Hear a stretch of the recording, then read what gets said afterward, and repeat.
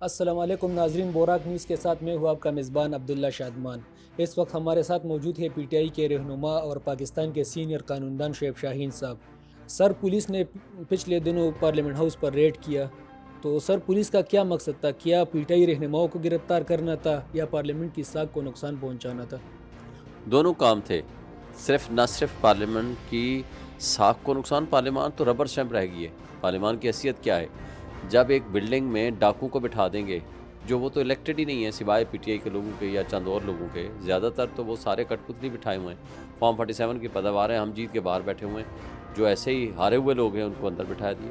صرف وہاں حملہ نہیں ہوا، یہ میرا دفتر ہے، وکیلوں کے دفتر پہ حملہ ہوا، میں خود گرفتار ہوا ہوں، یہاں مجھے اس آفس سے گرفتار کر کے لے کے گئے، بلکہ کڈنیپ کیا۔ اس وقت تک تو نہ ایف آئی آر تھی، نہ اس کا پتہ چلا، نہ یہ پتہ تھا کہ ایلیگیشنز کیا ہیں۔ تو یہ تو ان کی نظر میں ایک چار دیواری کی پامالی کوئی ایشو نہیں رہا، پارلیمان کی کوئی قدر و منزلت نہیں رہی، ان کی نظر میں وکلاء کے دفتر چیمبرز ان کی کوئی قدر نہیں ہے، ان کے ہاں چار دیواری کی پامالی کوئی ایشو نہیں رکھتی۔ تو یہ تو جنگل کا قانون ہے نا، تو جنگل کے قانون میں ایسا ہوا کرتا ہے، جہاں کوئی تہذیب یافتہ معاشرہ ہے وہاں ایسا نہیں ہوتا، لیکن ان کے ہاں تہذیب یافتہ ہونا یہ ایک گالی اور جرم بن چکا ہے۔ سر، پولیس نے آپ لوگوں کو کیوں گرفتار کیا؟ کیا ان لوگوں کے پاس وارنٹ تک؟ نہ صرف وارنٹ نہیں تھی بلکہ جعلی پرچے کاٹے بعد میں، اور وہ دہشت گردی کے ایف آئی آر ہیں کہ ہمیں دہشت گرد بنا دیا۔ بھائی بلوچستان میں بیٹھنے والا بلوچ بھی ان کی نظر میں دہشت گرد ہے، مہارک بلوچ بھی دہشت گرد ہے، خیبر پختونخوا میں بیٹھنے والا ہر شخص دہشت گرد ہے، اور ہم جو وکلاء ہیں، جو سینئر موسٹ وکیل ہیں، ان کی نظر میں ہم بھی دہشت گرد ہیں، جو پارلیمنٹیرینز ہیں وہ بھی دہشت گرد ہیں۔ یہ ان کو شرم نہیں آتی، ان کو سوچ ان کی نہیں آتی کہ اگر پورا پاکستان دہشت گرد ہے تو تم چند وہ جو غلام بنے ہوئے ہو اسٹیبلشمنٹ کے، تو تم کہاں کے ملک کی خدمت کر رہے ہو؟ تو یہ بیسیکلی اس ملک کی آئین کے ساتھ کھلواڑ کر رہے ہیں۔ قانون کو چند لوگوں نے اپنی ایک باندھی بنا کے رکھ دیا ہے، اور انصاف کے راستے میں یہ سارے رکاوٹیں پیدا کر رہے ہیں، تو لہٰذا جمہوریت کو انہوں نے تماشا بنا دیا ہے۔ تو میں نہیں سمجھتا کہ یہ کوئی بھی ملک کی خدمت ہے۔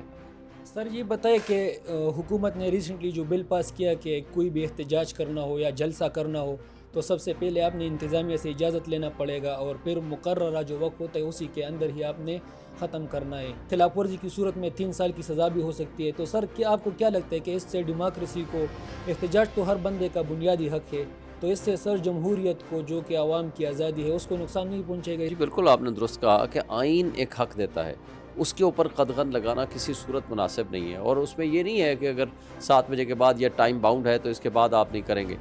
مقصد یہ تھا کہ بھئی آپ روڈز بند نہ ہو جائیں، اس لیے این او سی کی ضرورت ہے۔ روڈز انہوں نے ساری خود بند کر دی تھی، جی سر۔ اور کسی کا قانون میں نہیں ہے کہ آپ وقت کے بعد اگر چلیں گے تو جی وہ غیر آئینی اور غیر قانونی ہو جائے گا۔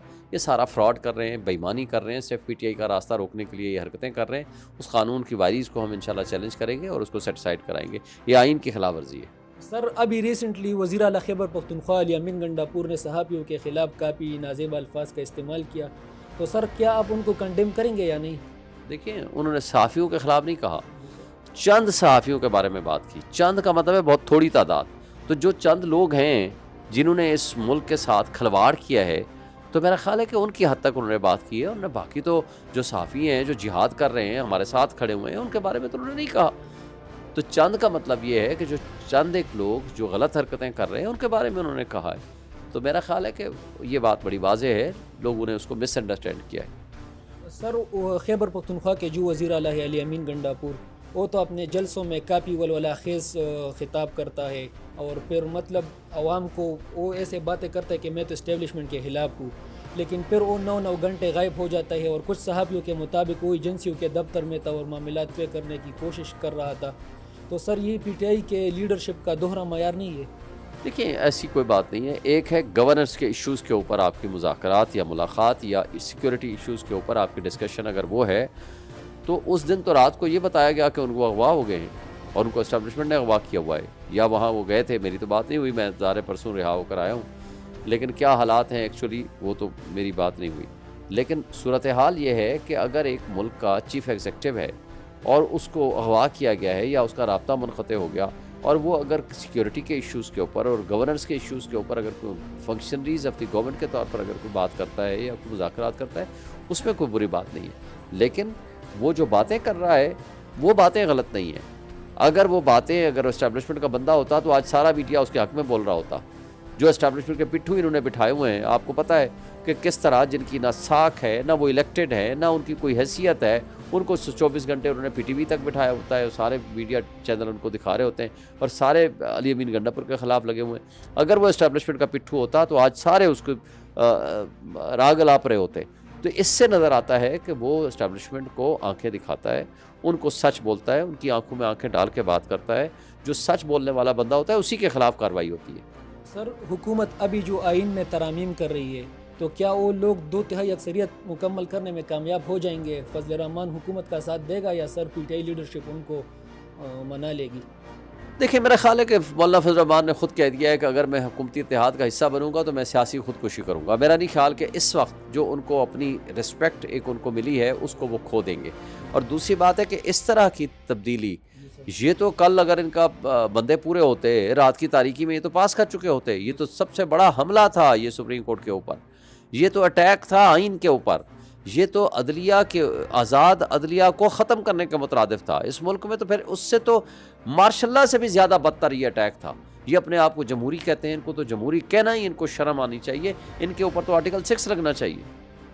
سر بانی P T I Imran Khan ابھی کن کیسز میں پابند سلاسل ہے؟ دیکھیں یہ سارے بےایمانی پہ مبنی کیسز ہیں، ان کی کوئی حقیقت اور حیثیت نہیں ہے۔ آخری کیس جو القادر ٹرسٹ میں بھی ضمانت ہوئی ہے، صرف ایک توشہ خانہ 2 جو نیا کیس بنایا ہوا ہے اس میں بھی وہ کیس ختم ہو گیا، نیب نے گرفتار کیا تھا، نیب کے پاس پاور ختم ہو گئی، اب ایف آئی اے کے پاس چلا گیا، ضمانت اس میں ہو جانی ہے، روٹین میٹر ہے، اور اس کے علاوہ کوئی کیس باقی نہیں ہے۔ تو یہ صرف اور صرف اب 218 مقدمات بنا دیے، 218 کے 218 میں یا وہ ختم ہو گئے یا ضمانتیں ہو گئیں۔ تو اب کتنے کیس بنائیں گے؟ یہ پاکستان کی تاریخ کا پہلا لیڈر ہے جس کے خلاف اتنے مقدمات بنے ہیں، اور اس کے باوجود اللہ نے ان کو سرخرو کیا ہے۔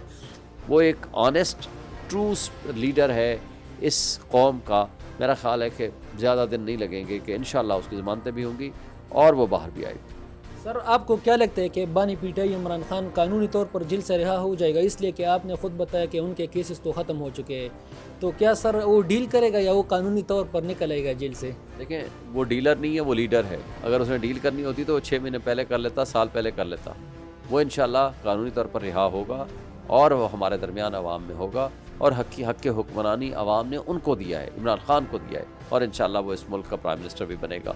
اور اس میں کوئی شک نہیں کہ یہ جو اٹیک کر رہے تھے عدلیہ کے اوپر یا اصلاحات کے نام پہ جو فساد برپا کر رہے تھے، یہ تھا ہی اس لیے تاکہ عمران خان کو جیل میں رکھا جا سکے، پی ٹی آئی کو کرش کیا جا سکے، پی ٹی آئی کو ڈسمنٹل کیا جا سکے، اور جو ہمارا حق ہے فارم 45 کے تحت ہم الیکٹڈ ایم این ایز ہیں، ہمارے راستے میں رکاوٹیں پیدا کی جائیں۔ یہ سارا فراڈ ڈرامہ اور یہ ہے ہی اس کے لیے۔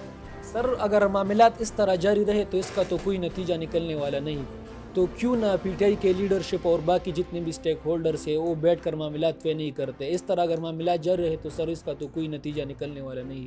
دیکھیں نا کس سے مذاکرات کریں، کس سے بات کریں؟ ان کٹ پتلیوں کے جو ریجیکٹڈ لوگ ہیں عوام کے، اور وہ ادھر سے اسٹیبلشمنٹ سے ایک اشارہ آتا ہے اور یہ ناچنا شروع کر دیتے ہیں۔ ان کی حیثیت ہی کوئی نہیں، نہ ان کے پاس اختیار ہے نہ اقتدار ہے۔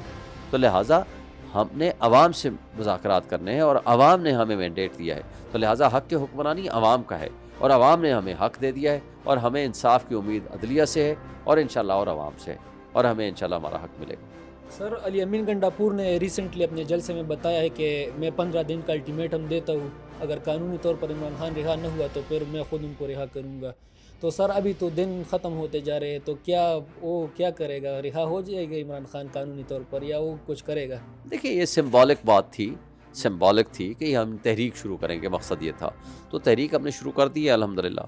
ہم نے اسلام آباد میں تمام تر رکاوٹوں کے باوجود اتنا بڑا جلسہ کیا، وہ آپ کے سامنے ہی ہے۔ پی ٹی آئی جو 8 ستمبر کے جلسے کی طرح لاہور میں 21 ستمبر کو جلسہ کر پائے گی یا نہیں؟ اس لیے کہ پنجاب میں تو مریم نواز کی حکومت ہے، تو این او سی مل جائے گی جلسے کی؟ سر دیکھیں این او سی ملے یا نہ ملے، دونوں صورتوں میں جلسہ ہونا ہے، خواہ وہ پکڑ دھکڑ کریں، خواہ وہ مقدمے کریں، خواہ وہ کچھ کریں، لوگوں نے نکلنا ہے انشاءاللہ تعالی۔